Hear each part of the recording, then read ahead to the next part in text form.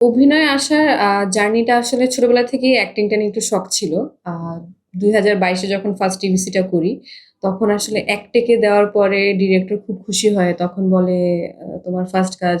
তো তখন যে অ্যাপ্রিশিয়েট টা করে, ওইখান থেকে একটা আশা জাগে যে, "না, অ্যাক্টিং করব। কিছু একটা করব।" বাট তারপরে আসলে প্রায় ৭-৮ মাস কাজ করি নাই। কারণ হচ্ছে এখানে অনেক বিষয় আছে। কারণ আমি আমার ফ্যামিলির ১ম যে মিডিয়াতে কাজ করছি। আর এখানে একটা সাপোর্টও দরকার। সবকিছু নিয়ে আসলে একটা কনফিউশন এ ছিলাম যে কি করব, করব কি করব না। কারণ একটা কাজ করার পর আসলে অনেকগুলোই কাজ আসে যদি কাজটা ভালো হয়। তো তখন এত কনফিউশন এর মাঝখানে অনেকদিন সময় নেই। সো তারপর ডিসাইড করি যে না আমি কাজ করব। আর ২০২৬ থেকে আমি অ্যাক্টিং এ কাজটা শুরু করেছি।